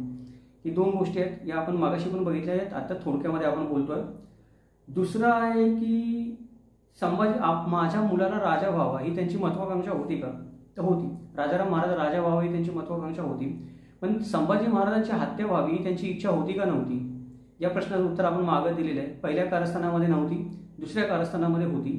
कारण जे दुसरं कारस्थान जे रचलं गेलं होतं ते दुसऱ्या कारस्थानामध्ये सगळ्यांना माहिती आहे आता जीव जाऊ शकतो. जर कारस्थान सक्सेसफुल झालं, यशस्वी झालं तर संभाजी महाराजांचा जीव जाणार, जर कारस्थान अयशस्वी झालं तर आपला जीव जाणार. दुसरं कारस्थान करताना कारस्थान करणाऱ्या सगळ्या लोकांना ते लेखी पत्र लिहिताना राजाराम महाराजांचं नावाने सगळ्या लोकांना या गोष्टीची माहिती होती. त्याच्यामुळे दुसऱ्या कारस्थानामध्ये जे सोयराबाई होत्या त्यांची फक्त महत्वाकांक्षा नव्हती राजाराम महाराज राजा व्हावेत, तर संभाजी महाराजांची हत्या होऊन राजाराम महाराज राजा व्हावेत ही इच्छा होती त्यांची. दुसरी गोष्ट याच्यामध्ये आपण म्हणतो की सोयराबाईंचा जो एक आपण म्हणतो पक्ष आहे, जो एक बाजू आहे जी कमी पडली, लंगडी पडली या गोष्टीमुळे, ज्याच्यामुळे त्यांना मृत्यू त्यांचा अटळ झाला. ती गोष्ट कुठली आहे की सोयराबाईंना राजव्यवहार, राजनीती इत्यादी गोष्टींचा काही अनुभव नव्हता. म्हणजे राजव्यवहार कसा करतात, राजनीती कशी करतात, त्यांना कूटनीती कशी करतात, त्याच्यानंतर राजकारणामध्ये आपण जे म्हणतो की तरबेज असणं एखाद्या गोष्टीमध्ये. अष्टप्रधान मंडळ जे होतं म्हणजे अनाजी दत्तो होता आपण म्हणतो, तो तर मनुष्य कुटील नीती करण्यामध्ये किंवा कुटील राजकारण करण्यामध्ये तरबेज होता. तेवढं कुटील बुद्धी सोयराबाईंची नव्हती. त्यांना गोष्टींचा अंदाज येत नसावा कदाचित की काय झालं तर त्याचे काय परिणाम होतील किंवा हे असं करावं का करू नये. सोयराबाईंना शिवाजी महाराजांच्या स्वराज्याचं महत्त्व देखील तितकंसं कळालेलं नसावं असं आपण म्हणू शकतो. त्याबद्दल सोयराबाईंना दोष नाही देऊ शकत. त्या काळी शिवाजी महाराजांची चाकरी करणारे किती लोकांना कळत होतं. बहुतेक लोक तर पगारासाठी चाकरी करत होते आणि काही लोक स्वतःसाठी करत होते चाकरी, काही लोक नाईलाज म्हणून करत होते. शिवाजी महाराजांचं जे उदात्त ध्येय होतं स्वराज्याचं, स्वातंत्र्याचं, ते किती लोकांना कळालं होतं. आज तरी किती लोकांना कळलं. आपण फक्त घोषणा देतो जय भवानी जय शिवाजी. शिवाजी महाराजांची 10 वैशिष्ट्य सांगा म्हणलं आपल्याला परकेना सांगायची तर आपल्याला नीट सांगता येत नाही. म्हणजे ध्येय कळणं ही एक गोष्ट आहे. ते सोयराबाईंना कळलं नसेल तर त्याच्याबद्दल आपण दोष नाही देऊ शकत त्यांना, पण ते त्यांना कळलं नसावं. जर त्यांना शिवाजी महाराजांचं उदात्त ध्येय कळलं असतं तर त्यांनी राज्य वाचवायला पहिली प्राथमिकता दिली असती. राज्य वाचवण्यासाठी संभाजी औरंगजेबासारखा शत्रू जेव्हा आपल्या उरावर आहे तेव्हा आपला 10 वर्षाचा मुलगा औरंगजेबाशी लढू शकेल काय याचा विचार त्यांनी केला असता. संभाजी महाराज त्या मानाने राजकारणामध्ये सरावलेले होते. लहानपणापासून ते शिवाजी महाराजांबरोबर फिरत होते. औरंगजेबाबरोबर पण त्यांचा सामना झालेला होता आग्र्याला. आणि औरंगजेबाशी लढायची वेळ आली तर राजाराम महाराज आणि संभाजी महाराज याच्यापैकी कोणाला निवडावं अशी जर वेळ आली तर संभाजी महाराजांना निवडलं गेलं पाहिजे. ही जर जाण सोयराबाईंना असती तर ती त्यांनी महत्वाकांक्षा स्वतःची असती तरी पण त्यांनी महत्वाच्या गोष्टीला म्हणजे राज्य वाचवण्याला किंवा शिवाजी महाराजांच्या विचाराला जास्त महत्त्व दिलं असतं आपल्या महत्वाकांक्षेपेक्षा, वैयक्तिक महत्वाकांक्षेपेक्षा. ते त्यांनी दिलं नाही. त्याच्यामुळं काय झालं की हे जे सर्व अष्टप्रधान मंडळ होते, या अष्टप्रधान मंडळातले हे जे काही पेशवे लोक होते, त्यानंतर अनाजी दत्त होते, बाकीचे लोक होते, रावजी सोमनाथ वगैरे, या लोकांनी जी राजकारणं केली, या लोकांनी जी कट कारस्थानं करली, त्या कट कारस्थानाला त्या हळूहळू बळी पडत गेल्या. आणि जशा जशा गोष्टी पुढं सरकत गेल्या तसं तसं त्यांना मागे फिरण्याचा मार्ग बंद होत गेला. सुरुवातीला या गोष्टी एवढ्या मोठ्या थराला नसणार आहेत, पण जसं हळूहळू या गोष्टी पुढं सरकत गेल्या सोयराबाई त्याच्यामध्ये अडकत गेल्या. आणि त्यांची इच्छा असताना पण आता त्यांना त्या कुटील राजकारण्यांची किंवा कुटील प्रधानांची साथ सोडणं शक्य नव्हतं. म्हणून शेवटी त्यांना तो निर्णय घ्यावा लागला दुसऱ्या कट कारस्थानामध्ये सामील होण्याचा की आता ठीक आहे काहीतरी करणं भाग आहे म्हणून. मग ही एक गोष्ट झालेली आहे. आणि सर्वात महत्त्वाची गोष्ट काय की जेव्हा सत्ता कारणं आपल्याला सगळ्यांना माहिती आहे तर सत्ता कारणामध्ये जेव्हा बादशाह असतो तो बादशाहचा प्यादा होतो ना त्यावेळेला त्या बादशाहचा मृत्यू अटळ असतो. म्हणजे आज मी बादशाह आहे पण सत्ता कारणाच्या चक्रामध्ये किंवा सत्तेचं चक्र असं फिरलं, काळाचं चक्र असं फिरलं की आज मी राजा आहे, आज मी कोणालाही मृत्यूची शिक्षा देऊ शकतो, कोणाचंही भविष्य ठरवू शकतो. पण उद्या मी प्यादा झालो दुसरा कोणतरी आता माझं भविष्य ठरवणार आहे तर मी जास्त काळ जगू नाही शकत कारण मी धोका असतो दुसऱ्या लोकांसाठी. सोयराबाईंच्या बाबतीत पण पहिल्यांदा तेच झालं की पहिलं जेव्हा कट कारस्थान रचलं गेलं राजाराम महाराजांना मंचकारोहण करायचं त्यावेळेला सूत्र सोयराबाईंच्या हातामध्ये होती बऱ्यापैकी. आणि ते जर सक्सेसफुल झालं असतं, यशस्वी झालं असतं तर सोयराबाईंच्या हातामध्ये बऱ्यापैकी सत्ता राहिली असती. पण ते पहिलं कट कारस्थान फसल्यामुळं आणि संभाजी महाराज येऊन राज्याभिषेक करून अधिकृत राजा झाल्यानंतर सोयराबाई ज्या राजाच्या भूमिकेमध्ये होत्या त्या प्याद्याच्या भूमिकेमध्ये गेलेल्या. आता त्या प्रधानांच्या हातामधलं प्यादा झालेलं आहेत की त्यांना स्वतःचा काही अधिकार राहिला नाहीये. ते म्हणतील त्या गोष्टी करणं त्यांना भाग आहे जर टिकून राहायचं असेल पुढच्या गोष्टींमध्ये तर. आणि या गोष्टीमुळे पण त्या दुसऱ्या कट कारस्थानामध्ये त्यांना त्या प्रधानांच्या कट कारस्थानामध्ये संधी भेटली तेव्हा साथ देणं भाग झालेलं असणार आहे. कारण आता जर तुम्ही साथ देणार नसाल म्हणजे परिस्थिती समजून घ्या तुम्ही की हे अनाजी दत्तो इतर लोक हिरोजी फर्जंद वगैरे होते या लोकांनी ठरवलेलंच आहे की आता अकबर आपल्याला भेटायला आलेला आहे शहजादा अकबर, काही करून ही संधी दवडायची नाही आपण हाताने. शहजादा अकबर आला तर मराठ्यांचं राज्य मिळालं त्यातला काही हिस्सा मिळाला तर तो कशाला नाही म्हणेल. त्यांना वाटलं की शहजादा अकबर पण त्यांच्यासारखाच आहे की त्याला जमिनीचा तुकडा मिळाला तर तो कशाला नाही म्हणेल. तेव्हा लगेच आपल्याला हातामध्ये सत्ता देईल, लगेच आपण म्हणतो त्या कट कारस्थानामध्ये सहभागी होईल. मुघलांच्या आणि राजपुतांच्या मदतीने आपण संभाजी महाराजांचा काटा काढू आणि या वेळेला तर आपलं कारस्थान फसणार नाही कारण आपल्याला मुघलांचा राजपुतांचा पाठिंबा मिळणार. ही गोष्ट या माणसांनी ठरवलेलीच होती, अनाजी दत्तो आणि बाकी माणसांनी, की हे करायचं आता जीव जाऊ नाही तर शेंडी तुटो. त्यांनी ठरवलंच होतं की आता आपला शेवटचा आपल्याला हातोडा मारायचाच आहे, आता वाट नाही बघायची. संभाजी महाराजांच्या मर्जीवर त्यांच्या मंत्रिमंडळात जगायचं नाही या मानसिकतेला ही माणसं येऊन ठेपली होती. याच्यामध्ये सोयराबाईंची गोची झालेली आहे. सोयराबाईंची गोची काय झाली की जर यांना या माणसांना साथ नाही दिली तर उद्या ह्यांचं कारस्थान सक्सेसफुल झाल्यावर माझ्या मुलाला पण राज्य मिळणार नाही. संभाजी महाराजांचा मृत्यू होईल हे लोक माझ्या मुलाला पण राज्य देणार नाहीत कारण मी त्यांना संमती नाही दिली म्हणून. आणि यांना संमती द्यावी आणि यांच्या कारस्थानामध्ये सहभागी व्हावं. ते सहभागी झाल्यानंतर जरी कारस्थान फेल झालं, अयशस्वी झालं तर मृत्यू समोर ठरलेलाच. पण आता मी जसं म्हणलं तसं की बादशाचा प्यादा झाला होता. आता निर्णय घेण्याची किंवा आदेश देण्याची परिस्थितीमध्ये सोयराबाई नव्हते. त्यांनी निर्णय घेऊन कोणी ऐकला नसता आणि त्यांनी आदेश देऊन कोणी तो पाळला नसता. ज्याला जे करायचं असतं त्याने ती केलंच असतं. म्हणून नाईलाजाने का होईना पण त्यांना त्या कट कारस्थानामध्ये त्यांचा सहभाग राहिला आणि पुढे जाऊन त्यांनी त्यांची स्वतःची नियती स्वतःच्या हाताने लिहिली. म्हणजे जर त्यांनी विष प्राशन करून मृत्यू त्यांचा झाला असेल किंवा विषप्रयोगाने झाला असेल, नैसर्गिक मृत्यू जरी झाला आपण असं म्हणलं तरी पण ते त्यांचं मृत्यू येण्याचं वय नव्हतं. म्हणजे जी काही त्यांची नियती होती ती नियती त्यांना लिहावी लागली त्यांची इच्छा नसताना, दुसऱ्यांच्या हातामधलं खेळणं झाल्यामुळं किंवा प्याद झाल्यामुळं, आणि याच्यामुळे या सगळ्या घटना घडल्या. आता बाकी कोणी काही म्हणत असेल तर त्याला काही अर्थ नाही. म्हणजे असं परत एकदा जयसिंगराव पवार म्हणतात की येसूबाईच्या उदात्त आणि निस्वार्थी वृत्तीने वागली, त्या वृत्तीने जर सोयराबाई वागल्या असत्या तर स्वराज्याचं भलं झालं असतं. पण मला असं वाटतं की येसूबाईकडे त्यावेळेला अधिकार होता किंवा तिच्याकडे ते स्वातंत्र्य होतं किंवा तिला त्या प्रकारचा काही निर्णय घेण्याची तिला मुभा होती, सोय होती, तिला मार्ग मोकळा होता की ती निर्णय घेऊ शकत होती. निर्णय घेण्याच्या स्थितीमध्ये होती येसूबाई त्यावेळेला, होत्या त्यावेळेला. आपण असं म्हणून बोलताना एकेरी उल्लेख येतो कारण पुस्तकामध्ये एकेरी लिहिलेला असतो. येसूबाई त्यावेळेला होत्या त्या प्रकारचा निर्णय घेण्याच्या परिस्थितीमध्ये, कारण त्यांच्यावर दबाव टाकणारा कोणी नव्हता आणि त्या सोडून निर्णय घेणारा पण कोणी नव्हतं. म्हणजे येसूबाई अशा परिस्थितीमध्ये होत्या की त्या सोडून दुसरा कोणी काही निर्णय घेईल तर निर्णय घेण्याच्या परिस्थितीमध्ये कोणी नव्हतं. म्हणून त्यांनी तसा उदात्त निर्णय घेतला. पण सोयराबाईंच्या बाजूने जर आपण विचार केला किंवा त्यांची जर परिस्थिती बघितली तर आत्ता मी मागाशी वर्णन केली ती परिस्थिती होती की पहिलं कट कारस्थान फसल्यानंतर सोयराबाई निर्णय घेण्याच्या परिस्थितीमध्ये नव्हत्या कोणते, किंवा त्यांचा कुठलाही आदेश पाळला जाईल अशी पण त्यांची कुठली परिस्थिती नव्हती. दुसरा कुणी आता काहीतरी निर्णय घेणार आहे त्याच्या मागे फरफटण्याशिवाय त्यांना पर्याय नव्हता. हे जास्त मोठं सत्य आहे. मग शेवटी काय आहे की लोक असा निष्कर्ष काढतात या गोष्टीबद्दल की एक महत्वाकांक्षी राणी म्हणतो आपण, की जयसिंगराव पवारांनी पण मानलेलं आहे की महत्वाकांक्षी राणी कुटील राजकारणी प्रधान यांनी डावपेच करायला सुरुवात केली, याच्यामुळे हे राजकारण घडलं. तर ही गोष्ट खरी आहे. म्हणजे जर महत्वाकांक्षी राणी आपण सोयराबाईंना म्हणलं तर ती गोष्ट खरी आहे की सोयराबाई या महत्वाकांक्षी होत्या, स्वतःचा पुत्र राजा व्हावा म्हणून. पण ती महत्वाकांक्षी राणी कायमस्वरूपी महत्वाकांक्षी राहिली नाही या प्रवासामध्ये. या महत्वाकांक्षी राणी नंतर बिचारी राणी होऊन गेली.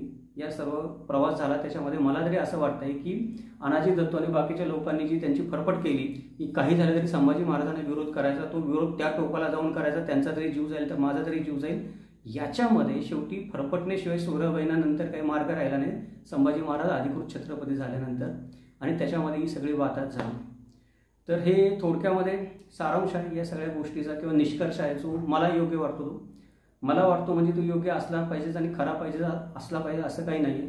पण जे काही मी वाचलं ते वाचल्यानंतर जे काही मला अनुभवायला आलं मनातून आतून किंवा कळलं की ज्या गोष्टी मला फील झाल्या की अरे असं काही होऊ शकतं आणि त्याचा तर्काने विचार केल्यावर जे काही वाटेल ते मी आता आपल्या सगळ्यांच्या समोर मांडलेलं आहे. तर ही मी जे बोललो ते आपल्याला कसं वाटतं किंवा हा जो मी निष्कर्ष काढला तो खरा का खोटा, की सोयराबाई माझा निष्कर्ष 2 वाक्यात सांगायचं म्हटलं तर एवढाच आहे की पहिल्या कटामध्ये सोयराबाईंची संमती होती पण संभाजीराजांची हत्या वगैरे करावी असं काही नव्हतं. दुसऱ्या कटामध्ये त्यांच्यासमोर काही मार्गच राहिला नाही फरफटण्याखेरीज. आणि या प्रधानांनी जे काही उपद्व्याप केले की अकबराकडे जाऊन परस्पर, जरी ही पण शक्यता आहे की अकबराकडे जाऊन त्यांनी परस्पर राजाराम महाराजांच्या नावाने पत्र दिलं असेल, पण ते आता काय करू शकतो आपण. त्यांचा या सोयराबाईंचा अनाजी दत्तो आणि बाकीच्या कट कारस्थानी लोकांवर ताबा राहिला नाही. हे लोक स्वैर झाले होते, हे लोक स्वच्छंद झाले होते, हे लोकांवर कुणाचं ऐकायचं नाही या मानसिकतेमध्ये आले होते. स्वतःचा जीव जाऊ दे अजून काय होते या मानसिकतेमध्ये आले होते. त्यामुळे सोयराबाईंनी जरी ठरवलं त्यांच्यापासून वेगळं होतं आहे तरी त्यांना शक्य नव्हतं. त्यामुळं पहिल्यांदा महत्वाकांक्षी असणारी स्त्री सुरुवातीला बिचारी झाली आणि सुरुवातीला महत्वाकांक्षी असणारी स्त्री नंतर बिचारी झाली आणि तिच्या समोर जे भविष्य वाढून ठेवलेलं होतं ते कुठेतरी तिनेच तिच्या हाताने लिहिल्यासारखं झालं. घटना दैवयोगाने विरोधात घडत गेल्यामुळे आणि हा सर्व अनर्थ घडून आला. तर हे आता आपण जे बोललो आहे ते सोयराबाईंच्या विषयी बोलतो आणि सोयराबाईंबद्दलच बोलायचं आपण ठरवलेलं आहे. सोयराबाईंच्या दृष्टीने घटना कशा घडल्या असतील याचा विचार करून बोलायचं ठरवलं आहे. त्यातून हा निष्कर्ष निघतो. बाकी गोष्टींचा आपण विचार केलेला नाही. तर इथे आता आपण आज थांबूयात. पुढच्या व्हिडिओमध्ये आपण सभासदाची बखर काय होती त्याच्याबद्दल बोलणार आहोत. शक्य झालं तर आपण हे कट कारस्थान रचले गेले याच्याबद्दल मी बरंच काही याच्यामध्ये नाही म्हणलं तरी व्हिडिओमध्ये बोललेलोच आहे. या कट कारस्थानाबद्दल पण अजून आपल्याला खोलात जाऊन गोष्टी कशा घडल्या, तारीखवार तपशीलवार, कोणी त्याची सुरुवात कशी केली असेल आणि त्या गोष्टी कशा गेल्या असतील याचा एक विस्ताराने जर आपल्याला व्हिडिओ बनवता आला तर तो बनवण्याचा मी प्रयत्न करतोच आहे. आता आपण आजच्या व्हिडिओमध्ये इथे निरोप घेऊयात, भेटूयात पुढच्या व्हिडिओमध्ये. तोपर्यंत धन्यवाद. जय महाराष्ट्र.